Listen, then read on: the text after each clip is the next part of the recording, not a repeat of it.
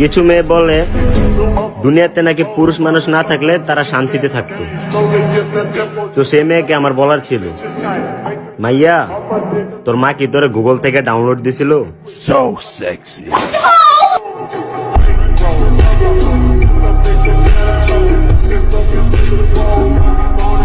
Hello everyone, welcome back to another video. So আজকের এই ভিডিওতে আমরা অ্যালার্ট মোশন অ্যাপের মাধ্যমে এইরকম স্ট্যাটাস ক্রিয়েট করব।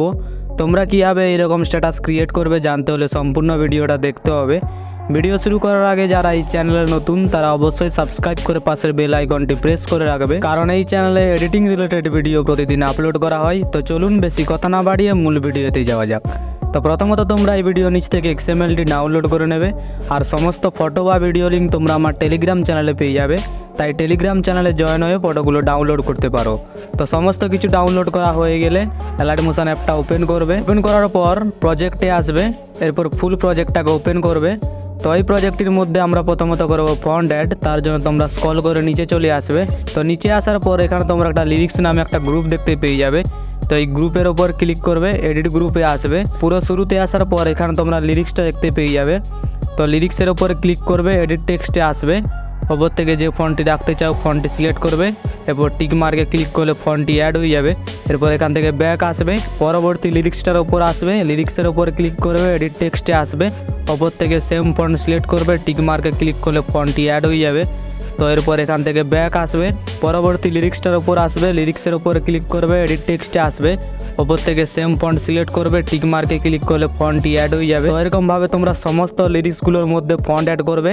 আর এই ফন্টের ডাউনলোড লিঙ্ক তোমরা এই ভিডিও নিচে পেয়ে যাবে, অবশ্যই ডাউনলোড করে নিও।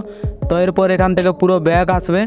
ব্যাক আসার পর দ্বিতীয়ত আমরা ফটো এড করব। তার জন্য তোমরা চলে আসবে 16.2 সেকেন্ডে। তো এখানে তোমাদের একটা কথা বলে দিই, এ ডবল বিট মার্ক থেকে শুরু করে এ ডবল বিট মার্ক পর্যন্ত একটা ফটো থাকবে, আবার এ ডবল বিট মার্ক থেকে শুরু করে এ ডবল বিট মার্ক পর্যন্ত একটা ফটো থাকবে, আবার এ ডবল বিট মার্ক থেকে শুরু করে এ ডবল বিট মার্ক পর্যন্ত একটা ফটো থাকবে, আবার এ ডবল বিট মার্ক থেকে শুরু করে শেষ পর্যন্ত একটা ফটো থাকবে। তোমরা চাইলে সেম ফটো ব্যবহার করতে পারো, কোনো প্রবলেম নেই। তো কীভাবে করবে দেখিয়ে দিচ্ছি। চলে আসবে 16.3 সেকেন্ডে। তো আসার পর ফটোর ওপর ক্লিক করবে, কালার অ্যান্ড ফিলে আসবে, এই অপশানটাতে ক্লিক করবে। এরপর গ্যালারি থেকে যে কোনো একটি ফটো সিলেক্ট করবে, প্লাস আইকনে ক্লিক করলে ফটোটি অ্যাড হয়ে যাবে। তো এরপর এখান থেকে ব্যাক আসবে, পরবর্তী ফটোটার ওপর আসবে, ফটোর ওপর ক্লিক করবে, কালার অ্যান্ড ফিলে আসবে, এই অপশানটাতে ক্লিক করবে। এরপরে গ্যালারি থেকে সেম ফটো সিলেক্ট করবে, প্লাস আইকনে ক্লিক করলে ফটোটি অ্যাড হয়ে যাবে।